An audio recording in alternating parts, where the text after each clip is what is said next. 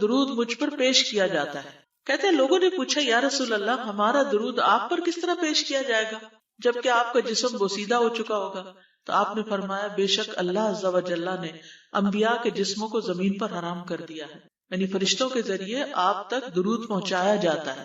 انبیاء کے جسموں کو مٹی نہیں کھاتی، صحیح سلامت ہوتے ہیں ان کے جسم. سورۃ الکہف پڑھنا.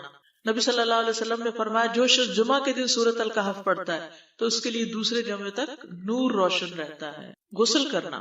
ہر بالغ پر جمعہ کے لیے جانا ضروری ہے، اور ہر وہ شخص جس پر جمعہ کے لیے جانا ضروری ہے اس پر غسل ہے، یعنی اس کو لازمی غسل کرنا چاہیے، اللہ یہ کہ کوئی مجبوری ہو. تو آپ اپنا اسکیجول اس طرح بنائیں نا کہ جیسے اگر آپ ہر روز نہاتے پھر تو کوئی مسئلہ نہیں، لیکن اگر آپ ایک دن چھوڑ کے ایک دن نہاتے ہیں تو آپ پھر اس طرح اسکیجول کریں کہ جیسے آپ منڈے کو نہائے، پھر وینسڈے کو نہائے، پھر جمعے کو نہائے، پھر آپ سیٹرڈے سنڈے اگر نہیں بھی نہاتے پھر منڈے. تو اس طرح آپ جمعے کو مس نہیں کریں گے. یہ نہیں کہ جمعرات کو نہا کے جمعہ کو چھوڑ دیا یا جمعہ چھوڑ کے ہفتے کو نہائے، ایسا نہیں کرنا چاہیے. علماء نے غسل کے حکم کے بارے میں اختلاف کیا. بعض تو کہتے ہیں یہ واجب ہے، یعنی فرض کے درجے میں ہے، اور جمہور علماء یہ کہتے ہیں کہ مستحب ہے، پسندیدہ ہے، افضل عمل ہے. حدیث میں آتا ہے جس نے جمعے کے دن وضو کیا اس نے اچھا کیا، اور جس نے غسل کیا تو یہ افضل ہے. صفائی میں مبالغہ ہوتی ہے نا، ویکلی صفائی آپ کو کرنی ہوتی ہے، یعنی جیسے ناخن وغیرہ کاٹتے ہیں یا پھر زائد بال وغیرہ اتارتے ہیں، تو یہ سب چیزیں اگر جمعے کے دن ہو تو زیادہ بہتر ہے.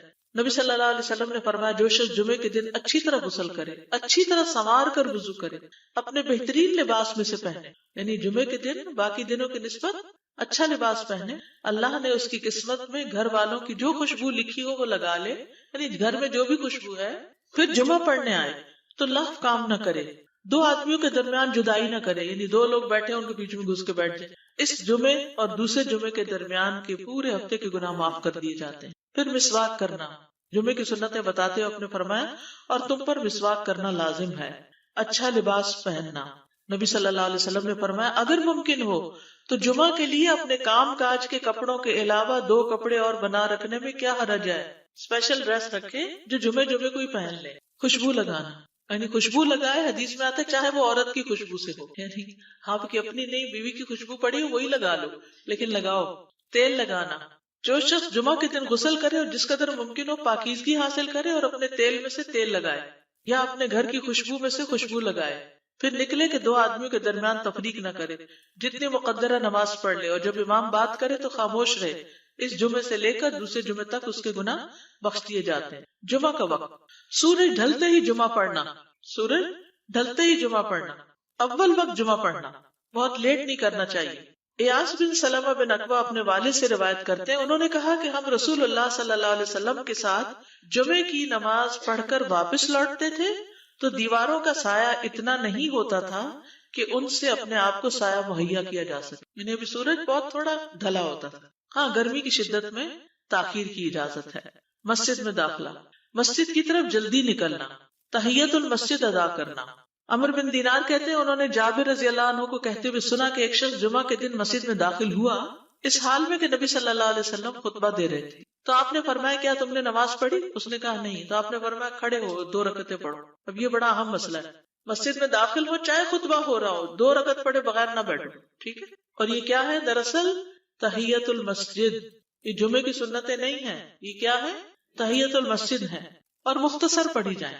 یعنی امام جب خطبہ دے رہا ہو تو چاہیے کہ 2 رکعتیں پڑھے اور دونوں میں اختصار کرے.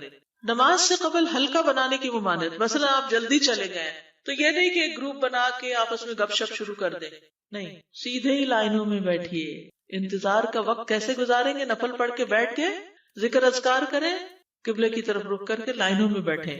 ہلکا نہیں بنائیں، بیٹھ کے خرید و فروخت نہیں کریں. تاخیر سے آنے پہ گردنیں پھلانگ کے نہ آگے جائیں. رسول اللہ صلی اللہ علیہ وسلم نے فرمایا ٹیک لگا کے مت کھاؤ. یہ عام ایک ادب بتایا، یعنی اس طرح ٹیک لگا کے نہیں کھاؤ، کھانے کے وقت سیدھے ہو جاؤ. چھنے ہوئے آٹے کی روٹی نہ کھاؤ، میدا. مسجد میں کوئی جگہ مقرر نہ کرو کہ یہ میری جگہ ہے، آپ کیوں آج یہاں کھڑی ہوگی، کہ تم اسی میں ہی نماز پڑھو. کچھ لوگ ہوتے ہیں نا آ کے مخصوص جگہ ہی پڑھتے ہیں، اگر کوئی اور وہاں جو ڈسٹرب ہو جاتے ہیں. اور جمعہ کے دن لوگوں کی گردنیں نہ پھلانگو، ورنہ اللہ تمہیں قیامت کے دن لوگوں کے لیے پل بنا دے گا. کیونکہ بہت اذیت کی بات ہے نا. بیٹھے ہیں لوگ باقاعدہ بعض اوقات کندھوں پہ ہاتھ رکھ کے اس کو تنگ کر اس کو تنگ کر، تو یہ نہیں کرنا چاہیے. اگر آپ کو اٹھنا بھی پڑ گیا بیچ میں تو واپسی پہ پیچھے کھڑے ہو جائیے، اگلی لائن مل جائے گی.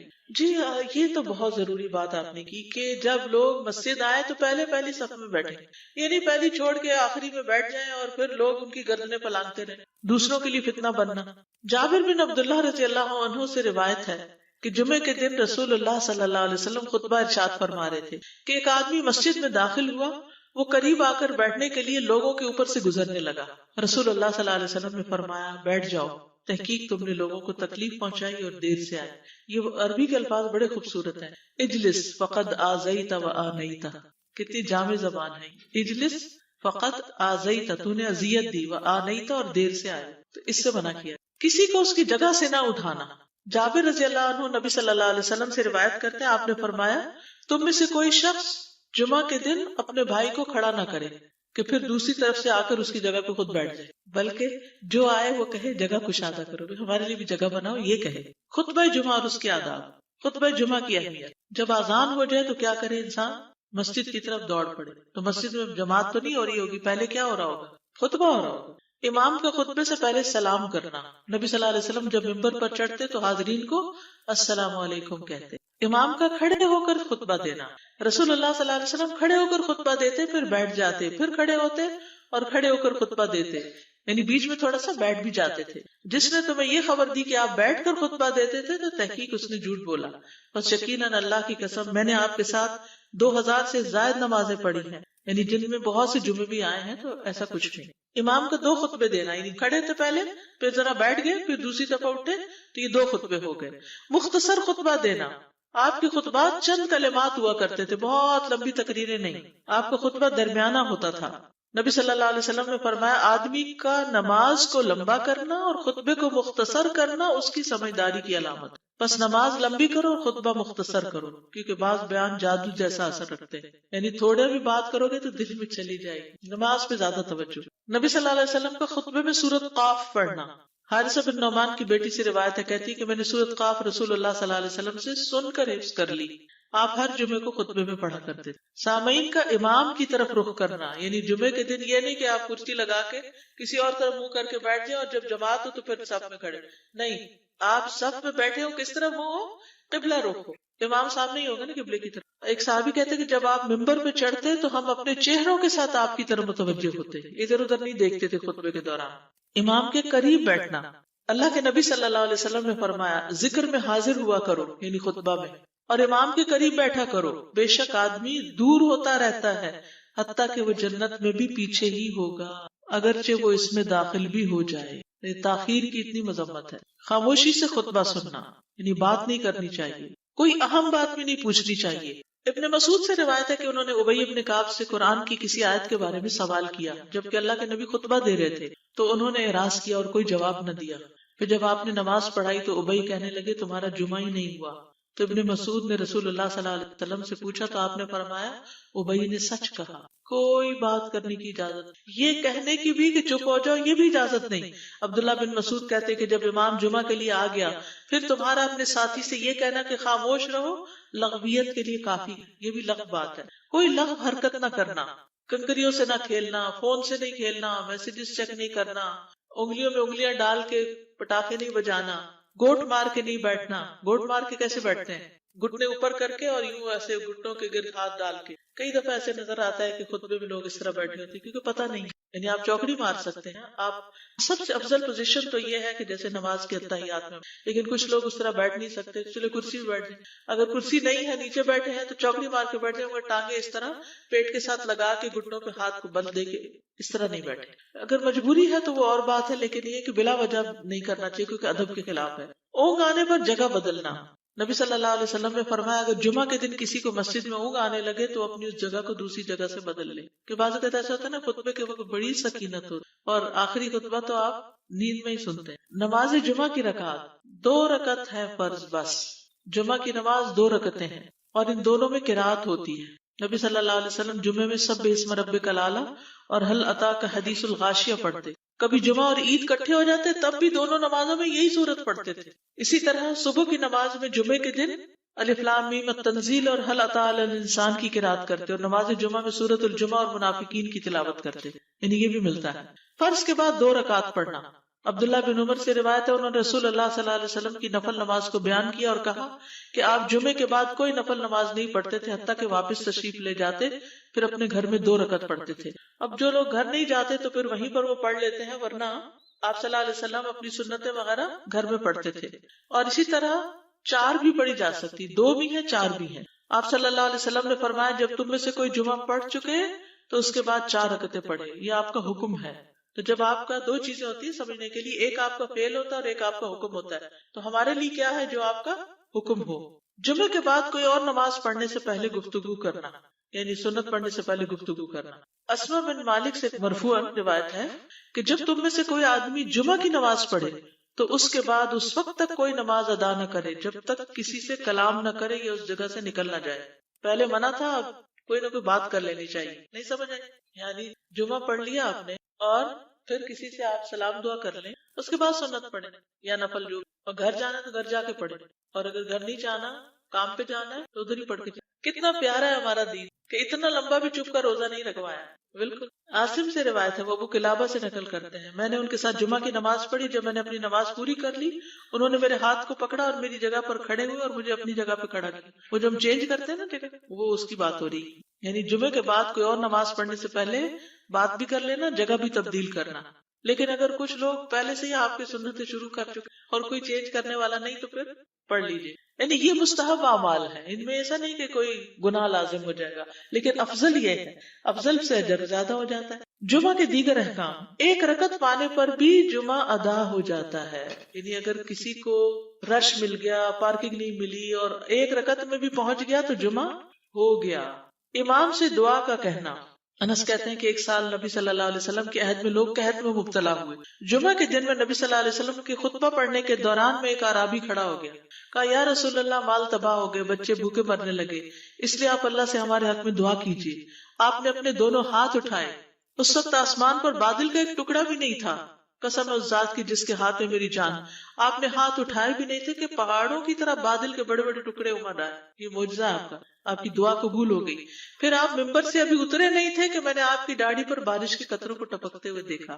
اس دن خوب بارش ہوئی، پھر دوسرے دن، تیسرے، چوتھے، حتیٰ کہ دوسرے جمعے تک سلسلہ جاری رہا۔ دوسرے جمعے وہی عرابی یا کوئی اور کھڑا ہو گیا اور کہا یا رسول اللہ چھتیں گر گئی، مال ڈوب گیا، اس لیے آپ ہمارے لیے اللہ سے دعا کیجیے۔ چنانچہ آپ نے اپنے دونوں ہاتھ اٹھائے اور فرمایا اے میرے اللہ ہمارے ارد گرد برسا، ہم پر نہ برسا، اور بدلی کے جس طرف اشارہ کرتے وہ بدلی ہٹتی جاتی اور مدینہ ایک حوض کی طرح ہو گیا۔ وادی کنات 1 مہینے تک بہتا رہا۔ جو شخص بھی کسی علاقے سے آتا تو اس پر بارش کا حال بیان کرتا، جیسے ہوتا ہے نا کوئی فلڈ آ جائے کچھ ہریکین، تو پھر ہر کوئی موضوع گفتگو ہو جاتا ہے۔ جمعہ کے بعد قیلولہ کرنا، انس کہتے ہیں کہ ہم لوگ جمعہ کے دن سویرے نکلتے اور جمعہ کی نماز کے بعد قیلولہ کرتے تھے۔ جمعہ کے بعد کھانا کھانا سہل کہتے ہیں کہ ہم نہ تو قیلولہ کرتے نہ دوپہر کا کھانا کھاتے مگر جمعے کے بعد۔ لنچ کب ہے؟ جمعے کے بعد۔ جمعے کو قیام و سیام کے لیے خاص کرنے کی ممانعت ہے، یعنی اس دن کی رات کو شب جمعہ منانا کہ اس رات پوری عبادت کریں گے، یہ سنت سے ثابت نہیں، ٹھیک ہے۔ اور دن کو روزے کے لیے خاص کرنا یہ بھی سنت سے ثابت نہیں، الا یہ کہ کوئی معمول کا روزہ رکھتا ہے، ایام 20 کا روزہ ہے تو وہ اور بات ہے۔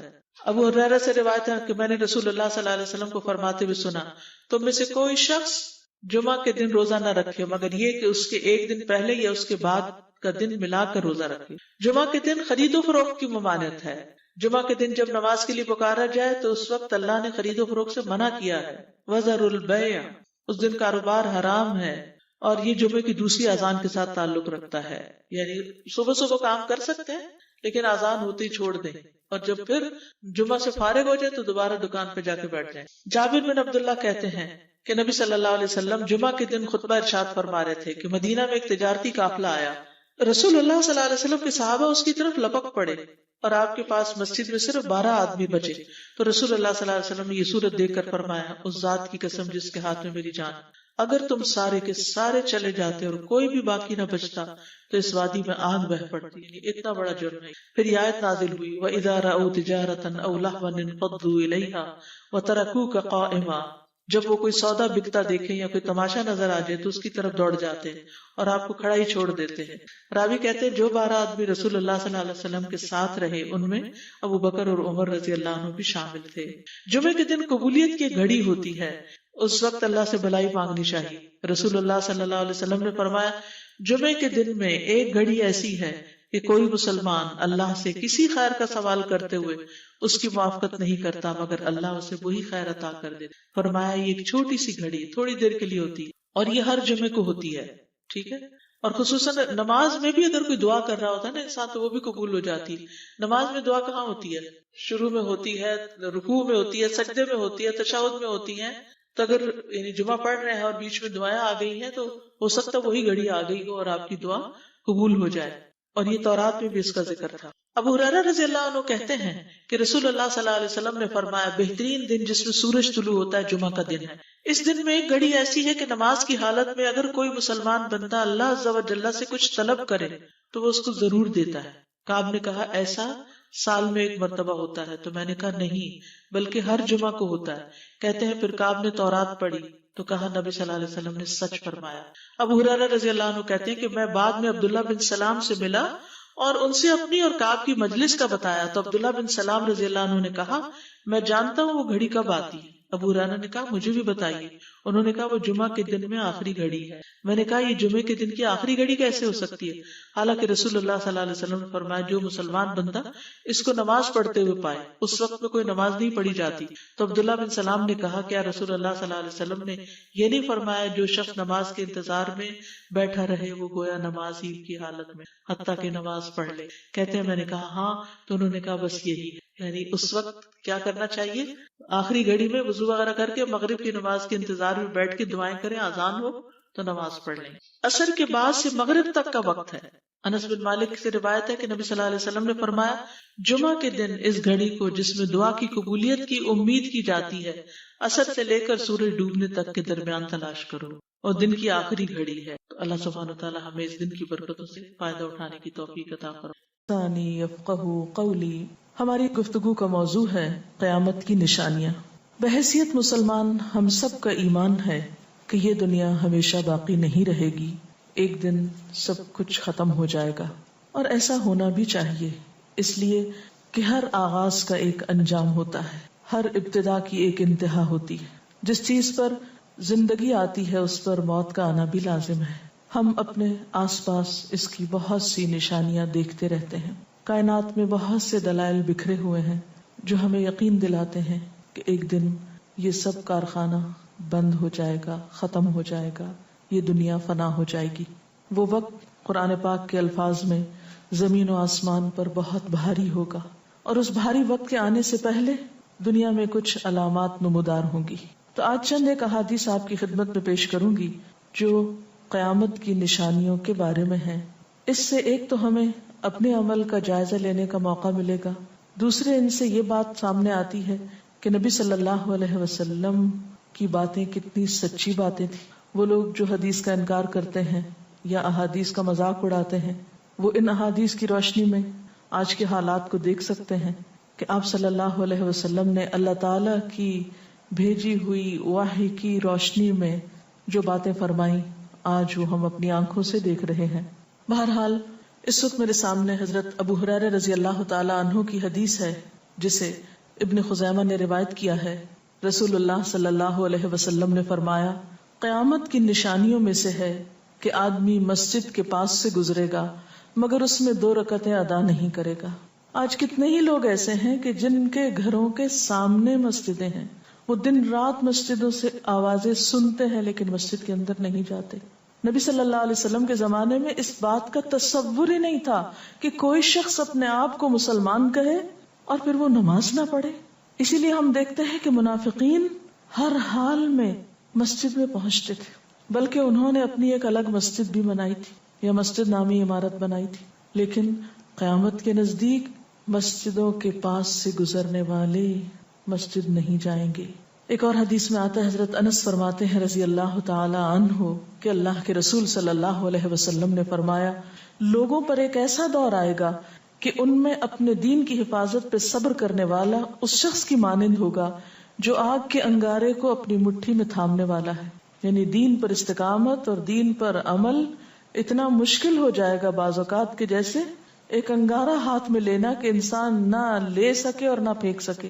ایک اور نشانی جو آپ صلی اللہ علیہ وسلم نے ہمیں بتائی وہ یہ کہ زمانہ قریب آ جائے گا، عمل میں نقص واقع ہوگا اور بخیلی پیدا ہو جائے گی، دل تنگ ہو جائیں گے. ایک اور حدیث میں آتا ہے کہ بخیلی کا عام ہونا قیامت کی نشانیوں میں سے ہے. آج آپ دیکھیں کہ بسا اوقات انسان کے پاس اللہ کی دی ہوئی بے شمار نعمتیں ہوتی لیکن انسان ان نعمتوں میں کسی کو شریک نہیں کرتا. چھوٹی چھوٹی باتوں کو مائنڈ کر جانا، چھوٹی چھوٹی باتوں پہ ناراض ہو جانا، چھوٹی چھوٹی چیزوں کو حد سے زیادہ محسوس کر لینا، یہ سب کچھ شح کی وجہ ہی سے تو ہے، بخل کی وجہ سے ہی تو ہے. بخل صرف مال میں نہیں ہوتا، بخل تمام نعمتوں میں ہوتا ہے اگر ان میں اللہ کے دوسرے بندوں کو بطور شکر کے شریک نہ کیا جائے. ایک اور حدیث میں آتا ہے، مجموع الزوائد میں یہ حدیث روایت ہوئی ہے، رسول اللہ صلی اللہ علیہ وسلم نے فرمایا کہ لوگ سخت اور بخیل ہو جائیں گے، یعنی ان کے دل سخت ہو جائیں گے اور ان کے اندر بخل عام ہو جائے گا. ایک اور نشانی قیامت کی آپ صلی اللہ علیہ وسلم نے یہ بتائی کہ مساجد میں زیب و زینت بہت ہوگی، یعنی نمازی تو کم ہوں گے لیکن مسجدیں سجائی بہت جائیں گی. حضرت انس بن مالک کی روایت ہے، مسند احمد نے اس کو روایت کیا ہے، رسول اللہ صلی اللہ علیہ وسلم نے فرمایا قیامت قائم نہیں ہوگی یہاں تک کہ لوگ مسجدوں میں فخر و مباحات کریں گے، یعنی مسجد کے بنانے میں، اس کے سجانے میں، اس کی آرائش میں ایک دوسرے کا مقابلہ کرنے لگیں گے. ایک اور حدیث میں آتا ہے کہ قیامت کی علامات میں سے ہے کہ لوگ مسجدوں کو سجایا کریں گے، یعنی اللہ تعالیٰ کو نماز پڑھ کے خوش کرنے کی بجائے مسجد بنا کے سجا کے خوش کرنے کی کوشش ہوگی. حضرت ابو الدرداء سے روایت ہے کہ جب تم لوگ مسجدوں کو سجانے لگو، قرآن کو مزین کرنے لگو تو تمہاری بربادی ہے، کیونکہ قرآن پاک پڑھنے کے لیے آیا، محض سجانے کے لیے نہیں. آج آپ دیکھیں کہ بسا اوقات ہم اسے پڑھتے کم ہیں، سمجھتے کم ہیں، اس کے مطابق زندگی نہیں بسر کرتے، لیکن خوبصورت انداز میں سنہری الفاظ میں لکھوا کر گھروں میں سجا دیتے ہیں. تو قرآن پاک سجانے کے لیے نہیں آیا، وہ تو ہدی للناس ہے، ساری انسانیت کی ہدایت کے لیے آیا ہے، لیکن ہم نے اس کا بس اتنا ہی فائدہ اٹھایا کہ اسے خوبصورت انداز میں لکھ کے طاقوں میں سجا دیا. اسی طرح ایک اور نشانی کہ انسان حلال حرام کی پرواہ نہیں کرے گا. رسول اللہ صلی اللہ علیہ وسلم نے فرمایا، صحیح بخاری کی روایت ہے، لوگوں پہ ایسا وقت ضرور آنے والا ہے کہ آدمی اس بات کی بالکل فکر نہیں کرے گا کہ جو مال اس نے حاصل کیا ہے وہ حلال ہے یا حرام ہے، یعنی کس ذریعے سے حاصل کیا ہے. ایک اور حدیث میں آتا ہے کہ قیامت سے پہلے سود پھیل جائے گا. ایک اور روایت میں آتا ہے کہ ہر شخص تک اس کا کچھ نہ کچھ غبار پہنچے گا، یعنی کچھ لوگ تو براہ راست اس میں انوالو ہوں گے اور کچھ لوگ انڈائریکٹلی اس سے متاثر ہوں گے. اسی طرح قیامت کی نشانیوں میں سے ایک اور نشانی دیگر امتوں کی مشابہت اور تقلید ہوگی. حضرت ابو سعید رضی اللہ تعالیٰ عنہ سے روایت ہے، رسول اللہ صلی اللہ علیہ وسلم نے فرمایا، تم اپنی سابقہ امتوں کی ایک ایک بالشت اور ایک ایک گز میں اتباع کرو گے، یعنی چھوٹے سے چھوٹے معاملے میں اور بڑے سے بڑے معاملے میں ان کی پیروی کرو گے، حتیٰ کہ اگر وہ کسی سانڈے کے سوراخ میں داخل ہوئے ہوں گے، یعنی گوہ کے سوراخ میں، تو تم بھی ان کی پیروی کرو گے، اس سوراخ میں بھی گھسو گے. ہم نے پوچھا، یا رسول اللہ صلی اللہ علیہ وسلم، کیا آپ کی مراد یہود و نصارہ ہیں؟ فرمایا، پھر اور کون؟ اور آج ہم مسلمان دیکھ سکتے ہیں کہ ہم کس کی پیروی کر رہے ہیں، کتاب اللہ اور سنت رسول اللہ صلی اللہ علیہ وسلم کی یا کسی اور کی. قیامت کی نشانیوں میں سے ایک نشانی زلزلے بکثرت آئیں گے. حضرت ام سلمہ سے روایت ہے، مسند احمد میں یہ روایت آتی ہے، رسول اللہ صلی اللہ علیہ وسلم نے فرمایا، قیامت سے پہلے موت کی سخت وبا پھیلے گی، پھر زلزلوں والے سال آئیں گے. ایک اور روایت میں آتا ہے، قیامت کی نشانیوں میں سے ہے کہ ناگہانی موت کثرت کے ساتھ ہوگی، یعنی اچانک ڈیتھ، یکا یک بیٹھے بیٹھے فوت ہو گئے. امام بخاری نے اس حدیث پر کچھ شعر بھی لکھے ہیں جن کا ترجمہ ہے، فارغ وقت کو غنیمت سمجھ کر کچھ رکوع کر لو، یعنی فارغ بیٹھنے سے بہتر ہے کچھ نوافل پڑھ لو، قریب ہے کہ تیری موت اچانک واقع ہو. تم کتنے ہی صحت مند لوگوں کو دیکھتے ہو جن کی صحت مند جانیں اچانک فوت ہو جاتی ہیں، یعنی ختم ہو جاتی ہیں. حافظ ابن حجر اسقلانی جنہوں نے بخاری کی شرح لکھی ہے فتح الباری، وہ کہتے ہیں یہ عجیب اتفاق ہے کہ امام بخاری خود بھی اسی طرح اچانک فوت ہوئے تھے. یعنی اچانک موت جو ہے وہ کسی پر بھی آ سکتی ہے، کوئی نیک ہو یا بد ہو، ہم یہ نہیں کہہ سکتے کہ ہم بہت نیک ہیں یا ہم بڑے اچھے کام کرتے ہیں تو ہمارے ساتھ یہ معاملہ نہیں ہو سکتا. یہ کسی کے ساتھ بھی ہو سکتا ہے. اس لیے جو وقت آج ہمیں حاصل ہے، جو لمحات آج ہمیں ملے ہیں، ان کو غنیمت سمجھیں اور نیکی کے کام میں پیچھے نہ رہیں. پھر قیامت کی نشانیوں میں سے ایک نشانی یہ بھی بتائی گئی کہ لوگ جان پہچان والوں کو بس سلام کریں گے. عامر بن اسود فرماتے ہیں رضی اللہ تعالی عنہ کہ ہم حضرت عبداللہ بن مسعود کے ساتھ ایک مسجد میں گئے تو جماعت کھڑی تھی. پھر لوگوں نے رکوع کیا اور ہم بھی رکوع کرتے ہوئے ساتھ شامل ہو گئے. اتنے میں ایک آدمی آیا اور کہنے لگا، ابو عبد الرحمن، یہ عبداللہ بن مسعود کی کنیت ہے، آپ کو سلام. عبداللہ بن مسعود نے حالت رکوع ہی میں فرمایا، اللہ اور اس کے رسول صلی اللہ علیہ وسلم نے سچ کہا تھا. نماز کے اختتام پر کچھ لوگوں نے آپ سے پوچھا کہ آپ نے فلاں شخص کے سلام پر یہ کیوں کہا کہ صدق اللہ و رسول، اللہ اور اس کے رسول صلی اللہ علیہ وسلم نے سچ کہا. ابن مسعود نے فرمایا